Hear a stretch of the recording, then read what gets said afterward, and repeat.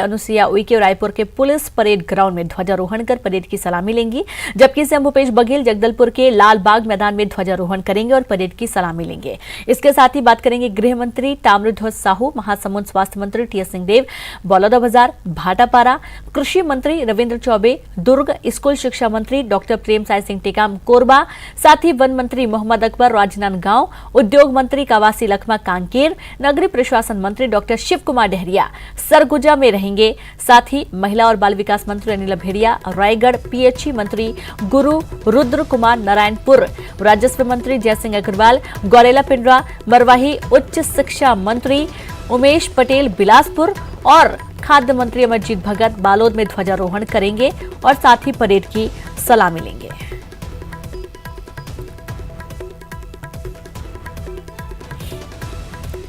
तो अलग अलग जिलों में मंत्री रहेंगे और ध्वजारोहण करेंगे, परेड की सलामी लेंगे। आज छत्तीसगढ़ के कई जिलों में मंत्रियों का दौरा है और इस दौरान देखा जा रहा है कि सबसे अहम जगदलपुर के दौरे पर मुख्यमंत्री भूपेश बघेल पहले से ही हैं और जगदलपुर में ही ध्वजारोहण भी करेंगे। तो वहीं गणतंत्र दिवस की पूर्व संध्या पर केंद्रीय गृह मंत्रालय ने साल 2021 के लिए पद्म पुरस्कारों की घोषणा कर दी है। पद्म पुरस्कारों में पद्म विभूषण, पद्म भूषण और पद्मश्री सम्मान शामिल होते हैं। सरकार की ओर से जारी सूची में छत्तीसगढ़ से डॉक्टर राधेश्याम बारले का भी नाम शामिल है। डॉक्टर राधेश्याम बारले को पद्मश्री सम्मान से नवाजा गया है। पद्मश्री से सम्मानित किए जाने पर प्रदेश के मुखिया भूपेश बघेल ने उन्हें बधाई दी है। मुख्यमंत्री ने कहा कि डॉक्टर बारले ने अपनी कला साधना से छत्तीसगढ़ और देश को गौरवान्वित किया है। बता दें कि डॉक्टर बारले लोक कला पंथी नृत्य के ख्यात नर्तक हैं। पंथी नृत्य के माध्यम से उन्होंने बाबा गुरु घासीदास के संदेशों को देश दुनिया में प्रचारित और प्रसारित करने में अपना अमूल्य योगदान दिया है। डॉक्टर बारले का जन्म दुर्ग जिले के पाटन तहसील के ग्राम खोला में 9 अक्टूबर 1966 में हुआ था। इन्होंने MBBS के साथ ही इंदिरा कला संगीत विश्वविद्यालय से लोक संगीत में डिप्लोमा किया है। डॉक्टर बारले की उनकी कला साधना के लिए कई सम्मान प्राप्त कर चुके हैं।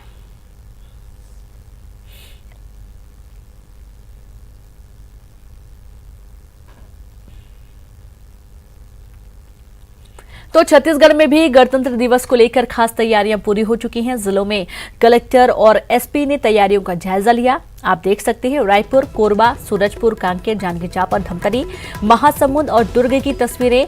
इस बार कोरोना संक्रमण के चलते सादगी से गणतंत्र दिवस समारोह का आयोजन हो रहा है।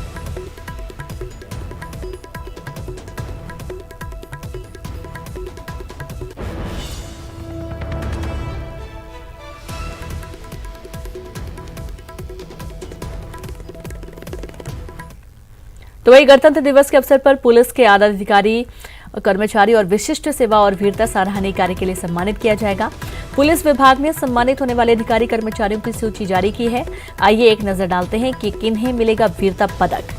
तो अजय सोनकर निरीक्षक DRG नारायणपुर, अब्दुल समीर निरीक्षक पुलिस थाना बोरतालाब राजनांदगांव, रमन उसेंडी निरीक्षक पुलिस थाना मर्दापाल कोंडागांव, लीलाधर राठौर निरीक्षक SHO पाली कोरबा, ओम प्रकाश सेठ कंपनी कमांडर STF बघेरा दुर्ग, साथ ही संतोष हेमला उप निरीक्षक DRG दंतेवाड़ा। इन्हीं के साथ रमेश कुमार सोरी सहायक उप निरीक्षक police lines Kondagaon, TP Dilip Pradhan आरक्षक STF बघेरा दुर्ग।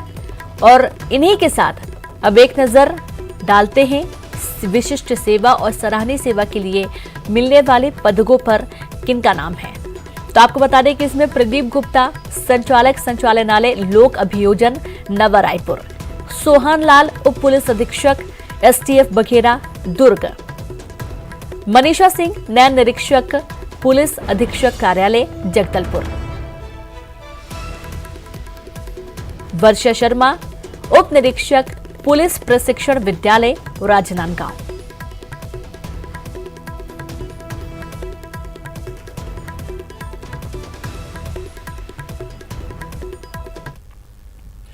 मुश्किल समय में हौसला हारने के बजाय सूझबूझ से काम किया जाए तो बड़ी से बड़ी आपत्ति को टाला जा सकता है। ऐसी सूझबूझ दिखाकर लोगों को हैरत में डालने वाली साहसी बालिका जाह्नवी राजपूत को राज्य वीरता पुरस्कार से नवाजा जाएगा। रायपुर में 26 जनवरी को राज्यपाल के हाथों जाह्नवी को राज्य वीरता पुरस्कार दिया जाएगा। दरअसल धमतरी जिले के कुरूद में रहने वाली जाह्नवी राजपूत ने न सिर्फ सूझबूझ का परिचय दिया था, बल्कि अपनी जान पर खेलकर करंट से चिपके अपने भाई की जान बचाई थी। तब जाह्नवी के अदम्य साहस और सूझबूझ को हर किसी ने सलाम किया था। वहीं अब वीरता पुरस्कार की जानकारी मिलते ही जाह्नवी के परिवार और आसपास क्षेत्रों में खुशी का माहौल है। दरअसल मामला 15 अगस्त 2020 का है, जब जाह्नवी का भाई छत पर खेलते खेलते बिजली की तार से चिपक गया था।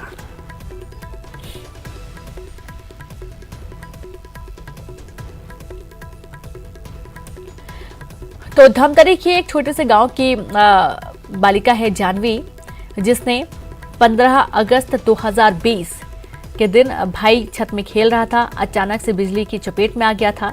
12 साल की जाह्नवी थी और इस दौरान उसने साहस और साथ ही बुद्धि का परिचय दिया और उसने अपने भाई की जान बचाई। अक्सर ऐसा होता है कि जब भी ऐसी कोई मुश्किल घड़ी होती है तो दिमाग काम करना बंद कर देता है, लेकिन 12 साल की जाह्नवी ने अपन ही खोया, उसने अपने छोटे भाई की जान बचाई।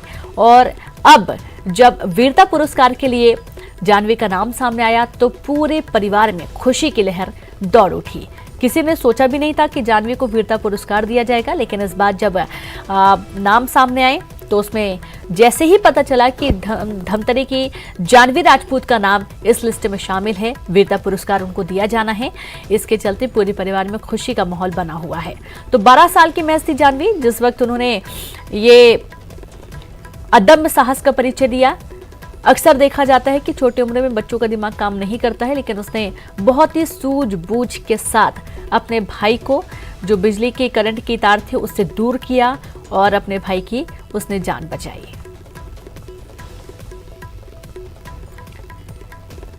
तो 71वें गणतंत्र दिवस के इस खास मौके पर वीरता पुरस्कार से नवाजा जाएगा जाह्नवी को। जाह्नवी राजपूत, जिन्होंने अपने छोटे भाई की जान बचाई थी।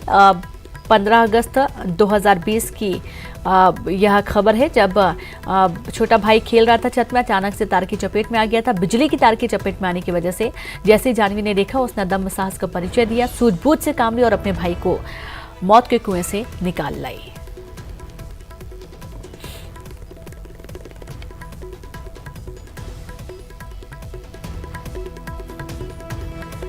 तो वहीं गणतंत्र दिवस समारोह पर आज राज्यपाल अनुसुईया उइके रायपुर के पुलिस परेड ग्राउंड में ध्वजारोहण कर परेड की सलामी लेंगी, जबकि सीएम भूपेश बघेल जगदलपुर के लालबाग मैदान में ध्वजारोहण करेंगे।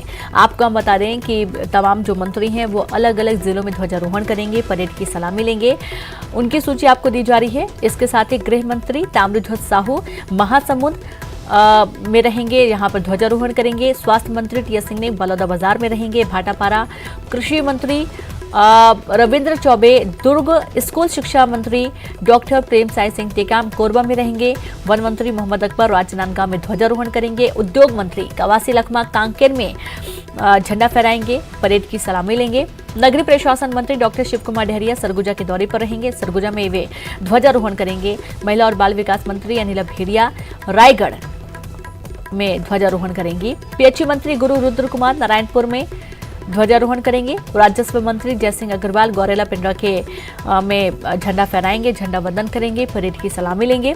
उच्च शिक्षा मंत्री भी जिले के दौरे पर रहेंगे। खबर रायपुर से है। लाख की खेती को मिला कृषि का दर्जा। जी हां, बहुत लंबे वक्त से किसानों को इंतजार था जो कि लाख की खेती करते हैं, अब उसे कृषि का दर्जा दिया जाएगा।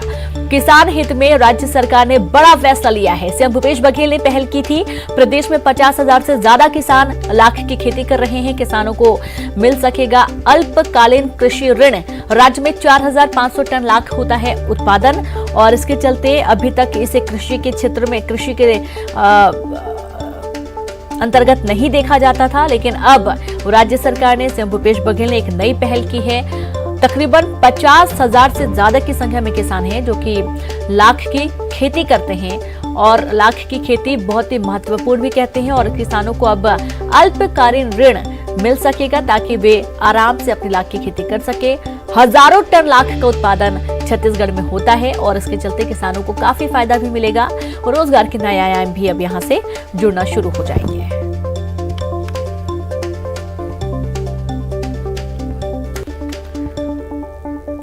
सचिवालय और सीएम दफ्तर में अमूमन फाइलों में उलझे सीएम को तो आपने कई बार देखा होगा।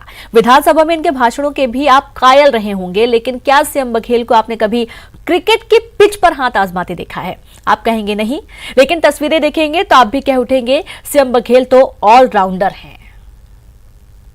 पहुंचे थे, वहां क्रिकेट के मैदान में बैट और बल्लों की जोर आजमाइश चल रही थी, तो सीएम बघेल भी खुद को रोक नहीं पाए और महफिल में रंग जमा दिया। Bureau report, news 18। वहीं बस्तर सांसद दीपक बैज के एक बयान पर सियासी घमासान मचा हुआ है। दरअसल दीपक बैज ने आरोप लगाते हुए कहा है कि भाजपा द्वारा बस्तर के आदिवासियों को बरगलाकर ग्रामीणों के माध्यम से विकास कार्यों का विरोध करवाया जा रहा है। साथ ही दीपक बैज ने आरएसएस को माओवादियों से खतरनाक संगठन बताया। वहीं सांसद दीपक बैज द्वारा झीरम हमले में पूर्व मुख्यमंत्री का हाथ होने का भी आरोप लगाया है। सीएम भूपेश बघेल ने भी आरएसएस पर हमला बोलते हुए कहा कि इनके समर्थक पैर छूकर गोली मारने का काम करते हैं। तो पूर्व मंत्री ब्रज मोहन अग्रवाल ने पलटवार करते हुए कहा कि अपनी नाकामी छिपाने के लिए ऐसे बयान दिए जा रहे हैं।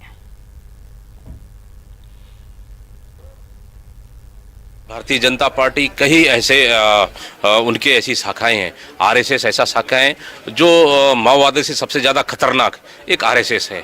तो कहीं ना कहीं आरएसएस और भारतीय जनता पार्टी मिलकर वहाँ के आदिवासियों को बरगला रहे हैं और सड़क पुल का विरोध कर रहे हैं। वो सफल नहीं होंगे। विकास चाहे सड़क पुल हो, विकसित होकर रहेगा गाँव और अंतिम गाँव तक हम विकसित करेंगे। ये पता नहीं कि किस संदर्भ में बात कही है, लेकिन इनके जो समर्थक हैं वो पैर छू के गोली मार लेते हैं। महात्मा गांधी की हत्या कैसे किए थे? पहले पैर छुए, उसके बाद उसको सीने में गोली उतारी। तो यदि उसी संदर्भ में कह रहे हैं तो निश्चित रूप से खतरनाक है। झूठ किस प्रकार से फैलाते हैं? एक दिन में पूरे हिंदुस्तान में गणेश भगवान को दूध पिला दिए। अभी तो उनकी सरकार है, पिछले 2 सालों से ज्यादा हो गया है। जो लोग भी शामिल हैं उनको बेनकाब करें ना, उनको सामने लाए, उनके खिलाफ में कार्रवाई करे, उनको गिरफ्तार करे। कौन रोक रहा है? मुझे लगता है कि कांग्रेस अपनी नाकामियों को छुपाने के लिए इस प्रकार के बयान देती है। अगर कांग्रेस में दम है, वो सरकार में है और वो ये मानते हैं कि झीरम की घटना के पीछे कोई लोगों का हाथ है, तो उनको बेनकाब करना चाहिए।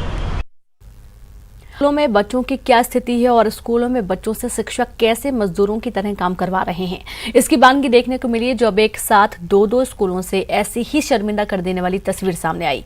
एक रिपोर्ट देखिए। इंसान अपने बच्चों को इस भरोसे से स्कूल भेजता है कि वहां उनके मुकम्मल मंजिल की नींव भरी जाएगी, सफलता का सूत्र पढ़ाया जाएगा। लेकिन जशपुर जिले से कुछ ऐसी तस्वीर सामने आई जिसे देखकर हर कोई शर्मिंदा हो जाए। पहली तस्वीर जशपुर जिले के फरसाबहार की, जहां प्राथमिक शाला के बच्चों से मिट्टी ढुलवाई जा रही है। तस्वीर में दिख रहा है कि बच्चे कैसे अपनी उम्र से भी ज्यादा वजन ढो रहे हैं। दरअसल स्कूल में खिलौने बनाए जाने थे, लिहाजा मिट्टी लाने का जिम्मा भी इन्हीं नन्हे कंधों पर डाल दिया गया। हालांकि मामले की तस्वीर जैसे कि सामने आई, जिला शिक्षा अधिकारी ने तुरंत कार्रवाई करते हुए शिक्षकों को निलंबित कर दिया, जिसका अब शिक्षकों ने विरोध शुरू कर दिया है। आपसे कौन मिट्टी मंगवाया है? शिक्षण आदेश के क्रियान्वयन में शिक्षकों का निलंबित करना अनुचित है और हम सभी शिक्षक इस अधिकारियों की अफसरशाही से निलंबन करने की कड़ी निंदा करते हैं और बहुत जल्द ही निलंबन वापसी नहीं होने पर शासकीय शिक्षण के तहत सारे जो योजना है उनका बहिष्कार करेंगे। दूसरी तस्वीर भी जिले के बगीचा विकासखंड के प्राथमिक शाला की, जहां पर स्कूली बच्चे गांव से गोबर ढोकर ला रहे हैं। दरअसल बच्चों को स्कूल प्रांगण की सफाई का जिम्मा दिया गया। इसी जिम्मेदारी को पूरा करने बच्चे गोबर लाने से लेकर झाड़ू लगाकर लीपने का काम करने में मशगूल दिखे। सर, प्राथमिक शाला फरसाबहार में बच्चों से जो है खिलौना बनाने के लिए मिट्टी उट्टी का ढुलाई किया जा रहा था और इसको वीडियो जारी हुई थी और उस बेस पर जांच कराया गया था और जांच कराने के बाद जो है दोषी जो थे उनको वहाँ पे निलंबित कर दिया गया है और इसी प्रकार से बगीचा ब्लॉक में भी जो है एक प्रकरण आया है, उसकी जांच रिपोर्ट आई है और उस जांच रिपोर्ट का अवलोकन कर लिया गया है और संबंधित को नोटिस जारी किया जाएगा। हालात हैरान करने वाले हैं, सोचकर हैरानी होती है हमारा आने वाला भविष्य किन हाथों में है। जिन मासूमों के हाथों में कॉपी किताब होनी चाहिए, उन बच्चों के हाथों में गोबर और झाड़ू है। दोनों की मामले में प्रशासन ने जांच बिठा दी है। फरसाबहार मामले में 3 शिक्षकों का निलंबन भी कर दिया गया। वहीं बगीचा मामले की जांच भी अब जारी है। लेकिन शिक्षक एकता का दंभ भरने वाले शिक्षक संघ भी अब निलंबित शिक्षकों के समर्थन में उतर आए। अपनी गलती को गफलत बता रहे हैं, लेकिन ये कोई नहीं बता रहा कि बच्चों के साथ इस खिलवाड़ का खामियाजा कौन भुगतेगा। दीपक सिंह, न्यूज़ 18 जशपुर। और इसी के साथ इस बुलेटिन में इतना ही। नमस्कार।